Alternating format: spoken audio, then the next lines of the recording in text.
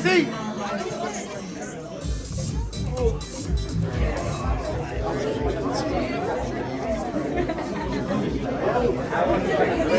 Where are Guess I can pop a squat right here.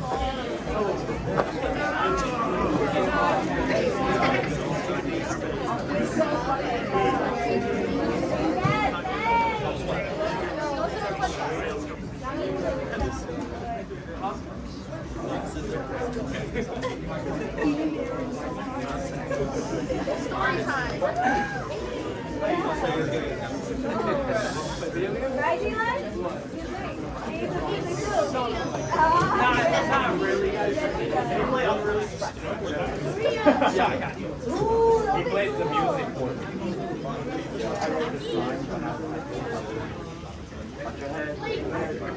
Let's talk about Sharon.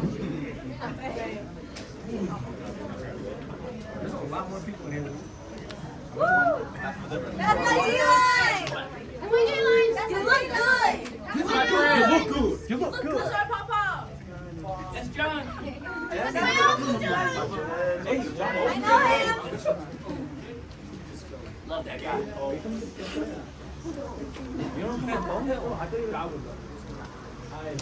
How's it look? Yeah, all of you guys have these unproductive requests. John going in the field for that's just so fun. Make any sense? Can you see it well, Steve, from there? Yeah, I have one request. Can you play a song? I think that's good. Not right now. Cool. All right. Well, good morning, everybody. Morning, Dad. So who in here does not know me? I don't. Okay, be for real. Be for real. Who has never seen me? Like for like all of my new people, like from the town office and everything like that. Great. Well, if you don't know me or really know like my story or where I come from, so my name's John. My name is Jonathan Reyes. First and foremost, it's not Flores. I'm originally born and raised in Omaha, Nebraska. Been here in Dallas for about a year and 3 months. Originally born and raised in Omaha, Nebraska. Grew up kind of like the normal suburban life. Going to school, high school, college, everything like that. And I was actually originally going to school for architectural engineering and design while playing baseball in college. And this is definitely the buck in the chest. This is definitely a pride thing. I would say I was pretty good. I threw pretty hard. I was a pitcher, and I was getting looked at by a lot of a few D1 schools before I actually tore my UCL, where I got like Tommy John surgery. And that really was like a huge pivotal moment in my life, where it kind of just like changed the direction for me entirely. Because I was looking at going to school, finishing school, and everything like that. And at the time, I got an offer to go to a school in a small town called Rolla. It's a small city in Missouri, and was going for school, going for engineering, and that's what I wanted to do. I wanted to be an engineer because I knew they made a lot of money, right? But after I tore my UCL, did all my rehab, that's really when like the big shift started to change, because instead of continuing to play baseball, continuing to go to school, I actually ended up quitting baseball because I could never get fully healthy. And I really just had no idea what I wanted to do. It was like that, baseball and sports were like my life, right? And that's when I actually transferred back home, moved back in with my parents, and was going to school again back home. And that's when COVID hit. And I was a really good student, getting A's, like A's and B's, and had like a really good GPA and everything like that. So you guys say I was studious. But yeah, then COVID hit and everything went online, and I am not. I'm a huge video game guy. I love video games.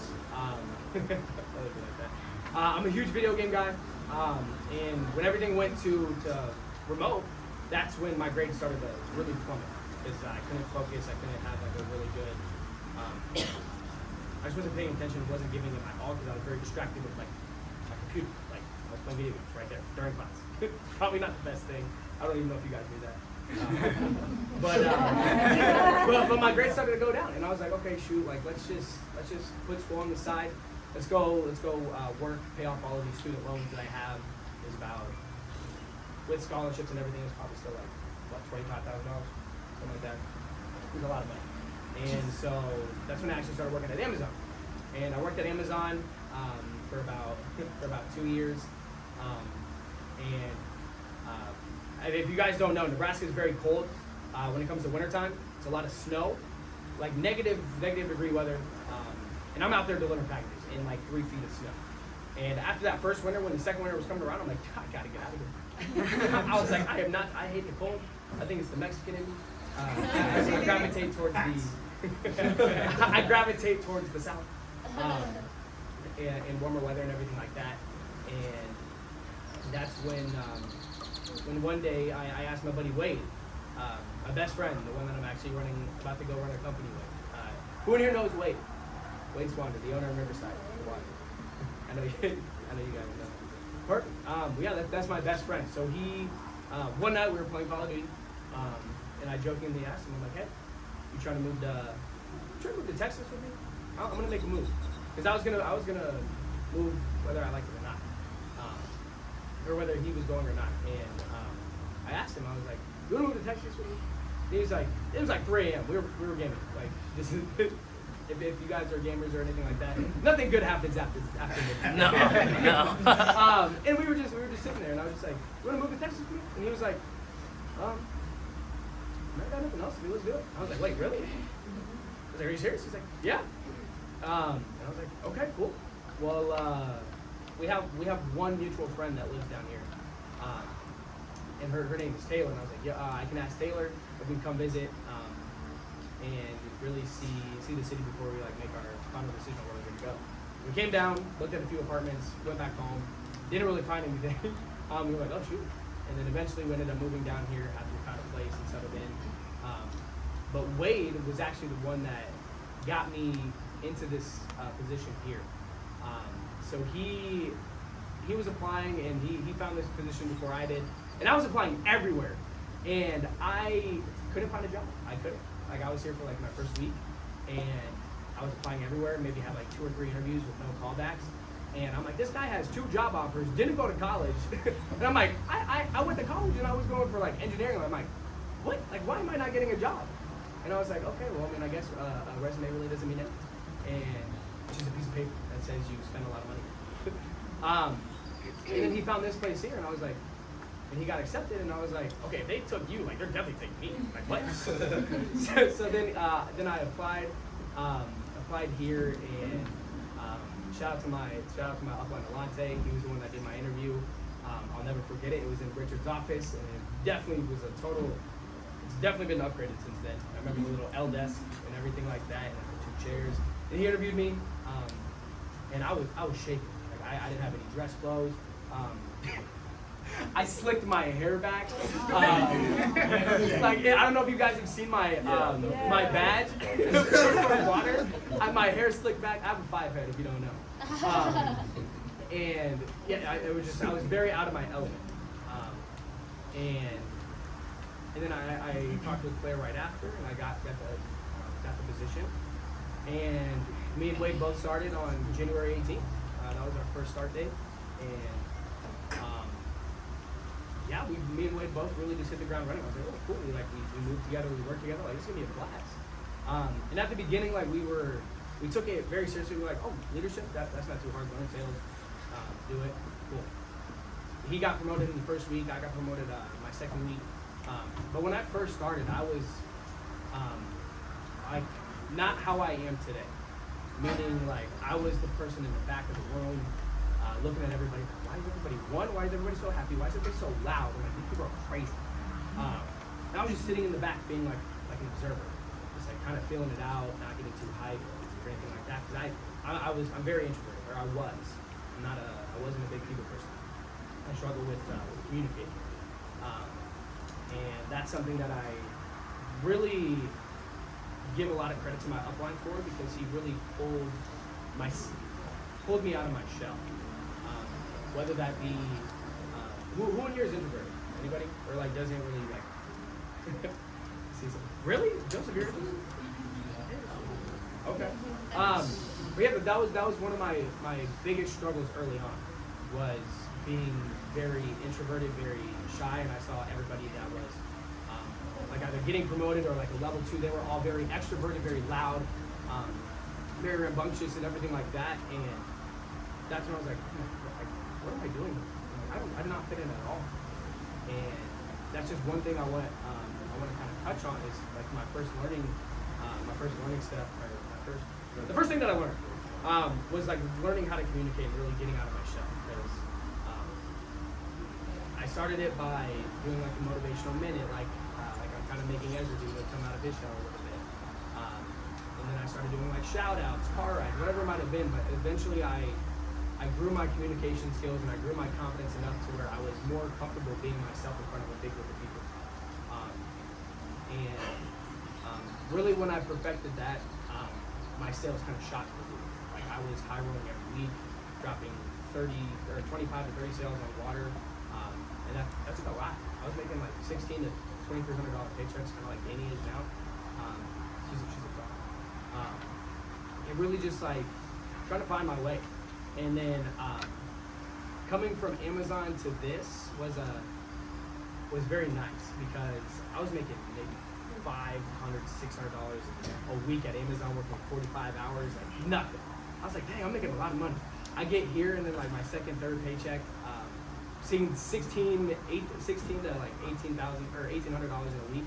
I was like, I can get used to this. This is nice. This is good.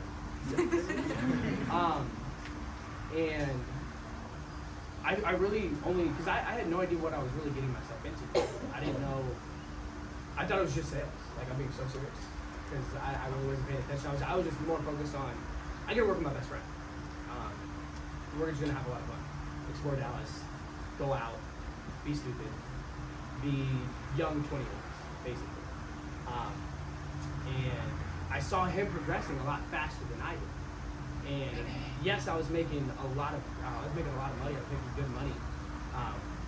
But he was just kind of like scraping by when it came to sales. But he built a team so fast, like it was unreal. And this kind of comes to like my second struggle that I really faced, which was comparison. I struggled heavily with comparison. I'm just like, okay, like he's growing a lot faster than I'm doing, or than I am, but I'm making like a lot more sales, and it just didn't make sense to me. I'm like, if you do sales, you're gonna build a team and get promoted. That's what I thought it was. But he was doing maybe 15 a week. But no, he was bumping out leaders like a machine. And I was just struggling to get somebody on my team, because I wasn't attacking my interviews, because I was a perfectionist. I still kind of am to an extent. I'm a melancholy, as a lot of you guys know what that means. Mom and dad don't know what that means. It means like somebody who overthinks, very organized and stuff like that. That's me, and you know that. But no, that was something I really struggled with, because I wanted everything to be perfect. I wanted to make 0 mistakes, and I wanted everything to be done right, rather than just kind of doing it and then figuring it out. And that really kind of led to him getting to level 2, getting to mastermind before I even got promoted to level 2. But then a very pivotal moment was when I actually sat down with Richard, had a one-on-one with him, and he really just helped me kind of see it from a different perspective. He was just like, okay, are you and Wade the same person? I was like, no. I was like, okay. He was like, okay. Do you and him have different sets of skills? I was like, yeah. He's like, that's why he's progressing faster. He just has skills that you just haven't acquired yet. But he came in with those, I didn't. Does that make sense? So I was just like, okay, that makes a lot of sense. And he's like, okay. And then I went home, kind of gave myself my own homework. I was like, okay, like I made a T-chart. So I was like, okay, all my weaknesses, all my strengths. All of my weaknesses had to do with like interview, retention, training, everything like that. And then I really just like grinded like the next 3 weeks to a month on perfecting those. And the next thing I know, after that one-on-one with Richard, it really helped. It like kind of just exploded my growth, because he helped me see it from a different perspective, to really just focus on myself. Not exactly be selfish, but like feed yourself, and really like perfect like the skills that you need to work on and develop them, because somebody else might have them already, and if you compare yourself to them, it doesn't make sense. Does that make sense? So then I really just started working on myself, working on my retention, my interviews, everything like that. And the next thing I know, I hired this interview. Next thing I know, so I built my first leader. He was the second person I ever interviewed. And I struggled with him for a while, but then I finally got good at interviews and training, and then I hired this guy who he was cocky as soon as he walked into the door. Him and Melanie. I don't know if many of you guys know who Melanie is. So Melanie is one of my little munchkins, as I call her. She's out in California, in San Francisco, with a different office under Sarah Navon. But those two really like changed the trajectory of my personal development, my personal growth. Because he really pushed me. He was just talking a lot of smack. A cocky little 18-year-old kid coming in through the door, just like, oh, I'm gonna high roll you. I'm gonna high roll you. Say it. And I was like, okay, we'll see. So he high rolled me the first 2 days. And I was like, I'll feed his ego a little bit. And then I was like, I'm still gonna finish with you, or finish high rolling you. He's like, okay, we'll see. And then I think he ended the week with 20 in his first week, his first full week. And then I finished with like 24. And he was like talking bad smack. He's like, oh, you bet you can't do it again. I think I high rolled him the next week too. Something like that. But he got promoted. That's like, right. It was just a pride thing. I was actually done, man. Oh, that's true. And so was that. That's right. So that's. There we go. But no. So so he was my second leader, and then the week after that was another very life-changing moment for me.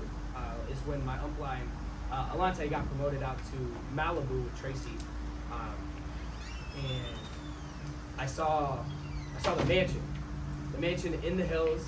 Which was, I don't know if you guys have seen the Newbern YouTube videos. Mm-hmm. Go watch it. Like, that place was unreal. And I was just like, what? Like, I've been in Texas for 2 months, and I'm in a man. I'm like, what? I'm like, what is my life? Like, what is this? Like, this is crazy. I'm still kind of at a loss for words, because I still can't believe I went up there. Like, that was insane. And just seeing like what this business could provide, like, that's really when I went 2 feet in. Was when I saw that, I was like, holy cow, like, I can have this. I can provide this for other people. Like, I want this for as many people as possible. And then when I got back home to Texas after that experience of helping my upline open up that office, it was grind time. And that's when he got promoted. And then that next week when I got home, I promoted Melanie. And then I also had this other leader, his name was Warren. And then back to back weeks, basically I hired 3 leaders. And then next thing I know, I was basically like one workload away. I went from level 1 to basically almost qualifying for Mastermind right away. And shout out to him for just being very studious and very like servant leadership like, because he was just really like wanting me to get promoted. And he got to level 2, so I got him to qualify, got him qualifications for Mastermind. Got promoted, and then that's when I went into a huge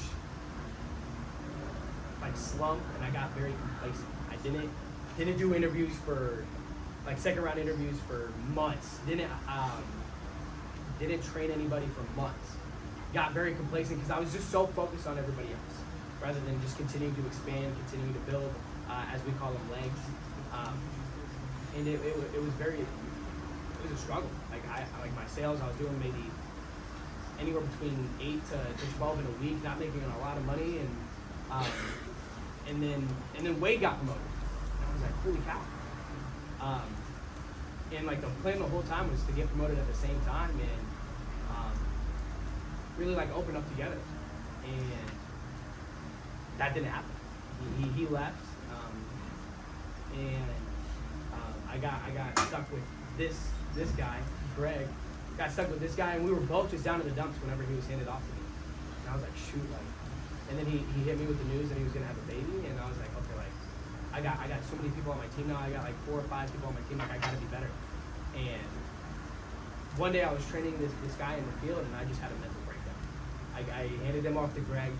I can't remember what his name was, but I handed him off to Greg. Went to my car, and I cried for about 2 hours. Brandon. No, it wasn't Brandon. Oh. No, I cried for about 2 hours. And I was just so stressed and just like, can I do this? Like, I was having a lot of negative self-talk, really just dealing with myself, battling myself. Like, can I do this? Like, I don't know. Like Wade has all this, all that. Like, but he was born with it. He was raised that way, and I was just like, maybe I should just go back to school, do engineering. And I'm contemplating this all in the span of 2 hours in my car while I'm bawling my eyes out.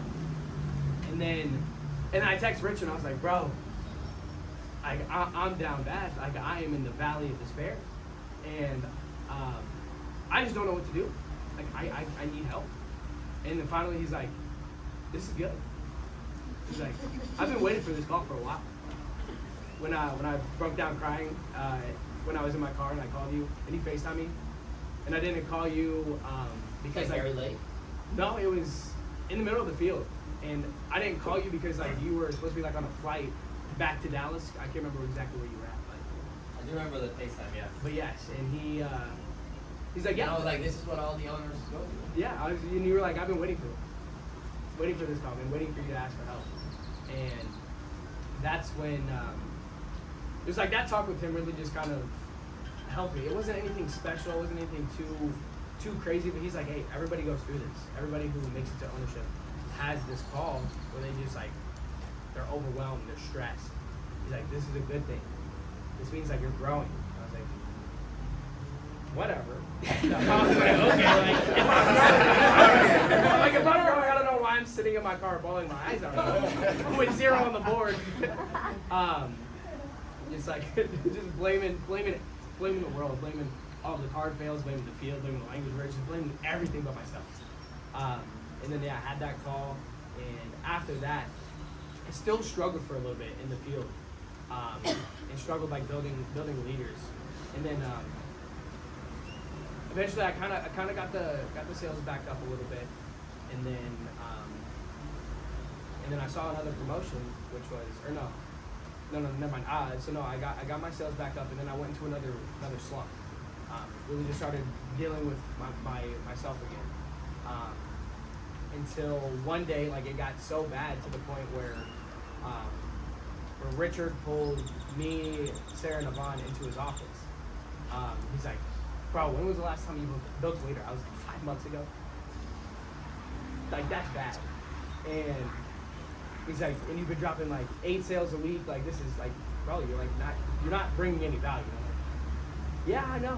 And he's like, okay, well it was a Friday. So he's like, okay, you have today to do 6. And if you don't do it, go home for a week and then come back and try it. You got one more try on next Friday.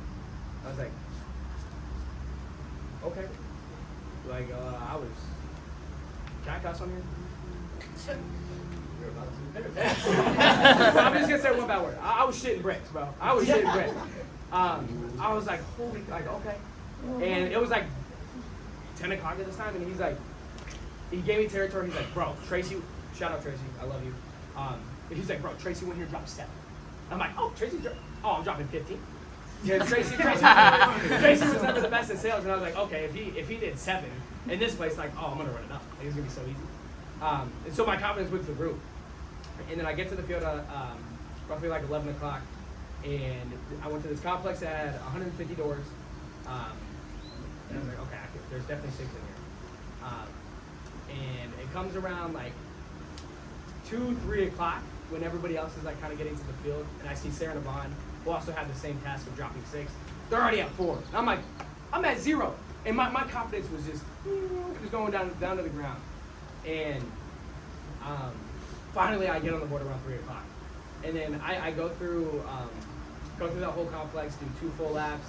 I get like 87 talk tos. I think I got 87 talk tos, 42 phones, 25 cards, and I had 4 sales. That was, holy moly, I went to my car at 11:30 after I started my 3rd lap, and like, I basically talked to over 50% of the whole complex. Went back to my car and I was just like, I don't know if I can do this again. I was like, I don't know if I can do this. And like, I sucked. Like, I gave it my all, but like, I didn't get the job done. And like, I remember my phone was on Do Not Disturb. Everybody from Cass and Charlotte, Danny, Tracy, Richard, everybody in the office was texting me like, you can do this, you can do this. And I didn't respond to anybody. Not even Richard. Whenever he tried to call me, I just let it go. And then he sent me a voice message and stuff like that. I'm like, cool, I'm going home. And I started crying. I sat in the parking lot for a little bit, just like thinking. I'm just like, bro, I might get fired. I might get let go. And I had no idea what I was gonna do because my best friend already made it through the training program and he's out in California waiting for me, and I'm over here on the verge of getting fired. It's like, holy crap. So I went home, and then from Saturday till Wednesday, I was at home, and I was like, oh cool, I get some free time to just do whatever I want. So I play video games, played video games. Went to the mall a few times. Went to buy some stuff. Ended up not buying anything because I hate spending money. And then I got bored. And then I still was reading. I can't remember if it was something I read or something. I just totally forgot the quote I was going to say. Anyway, but yeah, I started reading and everything like that. And I was just like, I remember the quote. Because I just thought to myself, I'm like, well, I don't know what else I would do besides this. Like, I love this too much. Like, I love hanging out with all these people just in a positive environment. Not really working for, like, somebody else's benefit in a way, if that makes sense. Like, I'm not, because there's this quote from, I believe it's Grant Cardone, if you're not working to, like, achieve your goals, you're going to work to help somebody else achieve theirs. And, like, I'm not trying to work for anybody else. And there was this time, like, I have no idea what I was going to do. I never opened up Indeed, though. I was just thinking, like, do I go back to school? Do I go try to play sports again? I had no idea what I wanted to do. And then we had the conference. We had a conference. And it was so awkward for me. I was just like, the guy that got sent home for a week, just, showing up to this conference with everybody. Barely talking to anybody, just not really just, like, in the mood to talk. Because I was like, I let everybody down. I let myself down. Like, why would anybody want to talk to me? And I was still trying to do my due diligence and do my duties and everything like that. And then after the conference, I went back home. Barely talked to Richard, maybe said like 2 words to him. He's like, hey, good to see you. Cool, bye. Like, that was it. I just didn't want to talk to anybody. And I went back home and I was just like, I can't remember if it was something I read or something I listened to, but I just knew I wasn't going to do anything else besides this because I was not going to go back to an hourly job because why would I want my income capped by the numbers on the clock? And like I didn't want to work and get like $60,000 a year or anything like that. I don't want to be normal. I want to have an abundance. I wanted to really achieve like the reason why I went through all of my trials and tribulations, which was because of them. And because they're my why. But no, they're the reason why I push every day. Them and along with my sister. And really just my family in general. So my dad's a big reason of my why, because I mean he was always the one just he was like the breadwinner in a way. He was the one bringing home all the bacon, even though he wasn't cooking it. That was my mom. But no, he was the one bringing home all the bacon and at least the majority of it, just working his tail off. From 8 in the morning, sometimes he would get home at 8 at night. He was a mailman for how many years? For 36 years. And that, like, he was a big reason why I worked so hard. Because, like, Dad, how old are you? 77? 69. You're 69?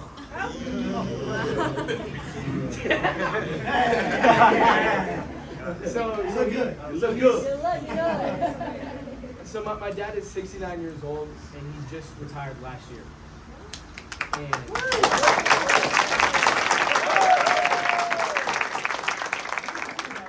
huh? You did that, right? What? Retired? I wish. I didn't get there in time. But no, like that's like he's a big reason why like I push every day because like I don't want to work until I'm 68 years old. I don't like he's 11, but he's old. He's getting old. His body isn't as young as it used to be. He sits around. He's gone through a back surgery, right? Or no, knee and hip surgery. And he doesn't really have the freedom to just go do whatever he wants to do now. and I love you again, but like now he has like a part-time job like cleaning windows. Like I thought retirement was supposed to be relaxing, doing like whatever you felt like, and like I wanted to finish this so bad because I want to give him the freedom to do whatever he wants, travel or wherever he wants to go. And same with my sister. She spoiled the heck out of me. And shout out to my mom because she ever since a kid, like she's done everything and anything for me when I deserved it, when I didn't, just spoiled the absolute crap out of me. And like you think like, oh, like spoiled the guy, something crazy. Like I mean like after going to like Burger King or McDonald's, the fries would be hot. She would stick them like outside the window when it was cold outside or in front of the AC to make sure like I would be able to eat it because I was just screaming and yelling and being a little brat. Not only that, but like for Mick gum when I was little, she would chew it for a little bit, get like all of like the heat off it, and then give it to me. And no, like I'm sharing this with the world. I don't care. This one is the worst one. Like this is how spoiled I was, and this is why I love my mom so much. Because like as a kid, you know what I'm saying? I used to never go to the bathroom and take a poop if the toilet seat was cold. So she would sit on the toilet seat for a while until it was warm, and then yeah, bro. Melancholy to a whole nother level. No, like that's how spoiled I was.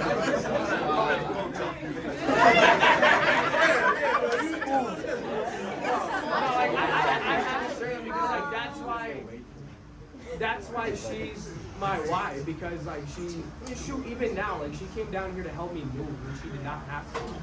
And she cleaned my room, cleaned Alejandro's room, and it's just really just like helping me kind of like organizing the whole thing and just like doing all of this stuff for me when she doesn't have to. She doesn't have to do it, and like she's like somebody who I just admire because like she has like such a big heart, and she loves to help people, and like this business is about helping people progress into better versions of themselves. And like I want to retire her because she's not getting any younger. I'm trying to pop jokes so I don't cry. Like give me a break. but no, like and that's why I'm not looking over there too because I know I'll cry again. But like no, like she's like why I do this, and same with my sister because they just gave me the world when I definitely didn't deserve it. And shout out Brittany, that's my sister. And all my little 13 nieces and nephews that I have. Too many to count at this point. Like no, I just want to be able to provide for everybody. And like my dad being older, like he's got a lot of health, or like he's had like multiple surgeries. I want to be able to provide for him all of the medical bills and everything like that in case like anything crazy happens. And I know how stressful it was when my grandparents went to hospice and stuff like that. I just want to be able for my family to just not have to worry about any of that. Be like, hey, I got it covered. Let's go see him. Don't worry about anything. Like he's taken care of. Let's just go spend as much time with him as we possibly can. My mom, she's still working. Works too damn much. And I just want to be able to retire her before she makes it to 69. And same with my sister. I just want to help them out because they've always been my biggest supporters. And everything like that. But no, like it's been a struggle. Like this training program is not easy. Some people do progress faster than others, but it took me about a year and 2 months to finish. And I just want to shout out Team Royalty for pushing me to be better. And Melanie was not here. She always gave me like honest feedback to help me progress faster as well. And then obviously Tommy, Richard, Julian, Tyler, like I've learned so much from everybody here, whether they're like a mentor or like somebody that I've been mentoring. Like I learn everything from everybody. Like I wouldn't be in this position I am today without all of you guys. And I I just want you guys to know, like, at the end of the day, like, if you don't quit, like, there is a lot at the end of the tunnel. If you're willing to work for it, because it's not just handed to you. And I want to shout out like Alec, Greg, Savannah, who's in retail right now, and then Ezra, just for being willing to trust me enough to move your lives out. Like, that's great. I love you guys. And I know we're gonna have a lot of fun. We're gonna run it up. And at the beginning of the year, Richard had me make these goals and choose like my own word of the year. So his is trust, but mine was conquer. And just because like I knew like whatever was thrown at me, whatever obstacle, whatever challenge, whatever BS was thrown my way, like I'm gonna conquer. I'm not gonna make any excuses. I'm gonna find a way to get over that little hump. And whenever I made that, at the beginning of this year, I went into another small little slump before I got promoted. And because Richard set out a goal, he's like, bro, if you make one more leader, like you go, I'll promote you. And I went through about 15 different people within the span of like a couple weeks, because like I started looking at people like numbers rather than like genuinely caring for them again. And then after all of that happened, that's when I hired Alec, and another corn-fed, cornbread Nebraska back there. And I don't know, like I just something just clicked, and I think it was probably the Nebraska thing. That's my only guess, because that's like our only similarity. But no, so after hiring him, I was like, okay, I'm gonna do this the right way. I'm gonna make him the best leader I can possibly be. And if he sees it through, he sees it through. If not, then I'm gonna continue to give my all and actually genuinely care for everybody's personal growth as much as possible. I hired him, and I shout out him a lot because he did everything that he needed to. He came in early, or not even. He did everything that that I really told him to progress as fast as possible. He got promoted in like his first like what, 8 days maybe, because like you had a couple qualifying days during like the winter storm and everything. But you were a great student from the bat, and if you're a good student and you do what like your upline tells you to do, like you're gonna progress fast and you're gonna go far. And then after that, like it was just a big shift in momentum. Like I was like, okay, cool, I got one. Like look, like I haven't been promoted yet. Let's get another one just for safe measure. And then I got Savannah, absolutely animal. Same thing. She was like, oh, I want this. Like another studious Monaco Sabaka. That means dog for all you guys watching at home. And then Ezra and Alex. Well, it was Alex and Ezra, and just like in back to back weeks, 4 leaders. And like there was no doubt in my mind like I was getting promoted. And I mean I wouldn't have really done all of that by myself. Like Alejandro pushed me every day to be a better version of myself. Wade taught me patience, Wade and Richard both taught me patience, because I saw myself comparing myself to him, which then led to that conversation with Richard, which really just like I have to be patient. I have to focus on me and perfecting or getting damn near close to perfecting the stuff that I need to perfect in order to get to the next level. And then just like complacency, like it's a killer. Holy kills momentum, and it doesn't bring you any good. I'll tell you that right now. And then just like asking for help, because like playing sports and then being like raised over here, that all taught me to be just like self-efficient to the best of my ability. And whenever I came into like a struggle or anything like that, it was so hard for me to ask for help. It was like I can figure it out on my own. Even if I do struggle a little bit more, I'm like, I'm gonna figure it out. But at the end of the day, like, yeah, you might figure it out, but it might take you 4 weeks rather than maybe 4 minutes if you sit down and talk to somebody. So I really want you guys, like, if you guys do struggle with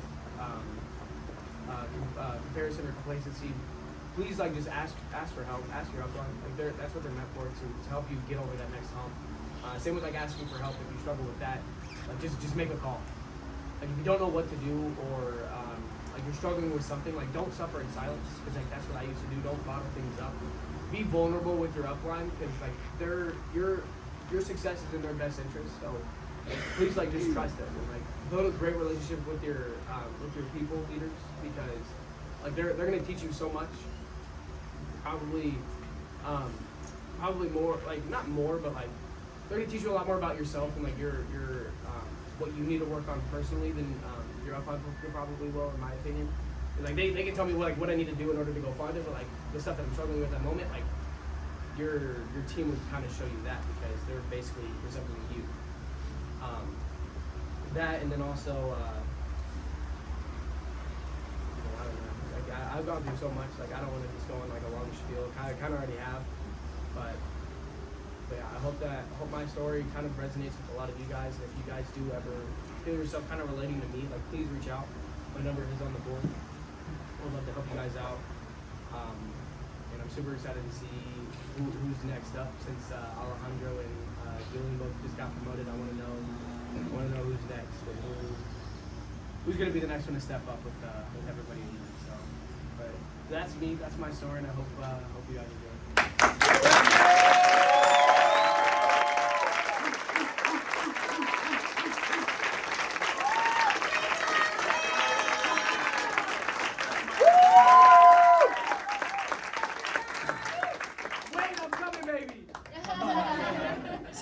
Should we say Mr. Flores on 3? 1, 2, 3.